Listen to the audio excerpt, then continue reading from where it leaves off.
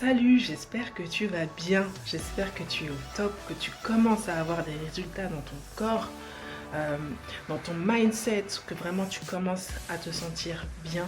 Et justement, dans cette vidéo, je vais répondre à la question suivante: comment maintenir un bon état d'esprit, un état de bien-être physique et psychologique? En fait, la réponse est simple et tu la connais déjà.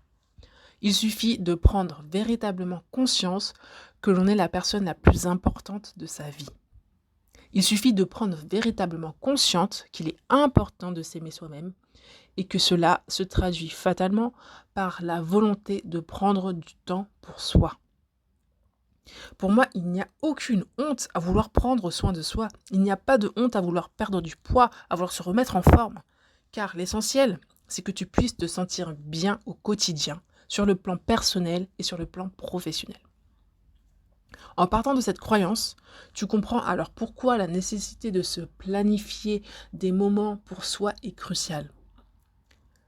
Tu peux me dire, mais Esther, je suis soignante, je suis maman, ou j'ai plusieurs impératifs au quotidien qui font que je ne peux pas prendre du temps pour moi. Moi, je t'arrête tout de suite en te disant, oui, comme tout le monde, mais seulement, est-ce que tu t'aimes assez? Est-ce que tu t'aimes suffisamment pour te respecter, pour respecter ton bien-être physique et mental? C'est une très bonne question et je pense qu'il est important pour toi de prendre le temps d'y répondre. Donc les actions que tu peux mettre en place au quotidien ne sont pas forcément chronophages, au contraire. Par exemple, tu peux faire 3 minutes de cohésion cardiaque le matin et le soir. Une fois par semaine, tu peux éteindre ton téléphone pendant 1 heure, te poser dans ton canapé et lire un bon livre. Par exemple, tu peux tous les dimanches dédier 30 minutes à de la méditation. Lors de mon stage pré-professionnel en médecine, j'avais rencontré une médecin chef de service qui, tous les dimanches soirs, allait faire une petite balade de 15 minutes seulement, afin de s'évader mentalement et se conditionner pour sa prochaine semaine à venir. Et d'ailleurs, c'est comme ça qu'il y a 3 ans, j'ai commencé tous les dimanches à prendre 30 minutes pour moi, 30 minutes pendant lesquelles, je m'étire longuement, j'étire chaque membre de mon corps.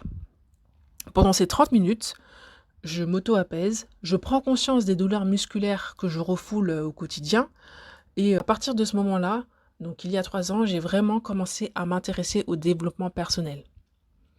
Et c'est vraiment incroyable parce que donc j'ai commencé à m'intéresser au développement personnel il y a 3 ans, mais c'est seulement récemment que j'ai vraiment compris ce qu'est le bien-être, ce qu'est le fait de prendre soin de soi. Il y a tout un cheminement mental qui est plus ou moins rapide, mais je t'assure qu'un jour, tu vas vraiment vouloir prendre soin de toi en te rendant compte qu'au final, le monde existe bien sans toi.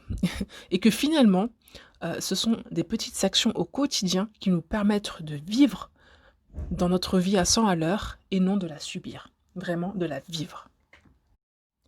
Je vais finir cette vidéo donc en te disant qu'il ne sert à rien d'attendre de tout avoir pour vivre sa vie. Tu as déjà ta vie pour profiter de tout.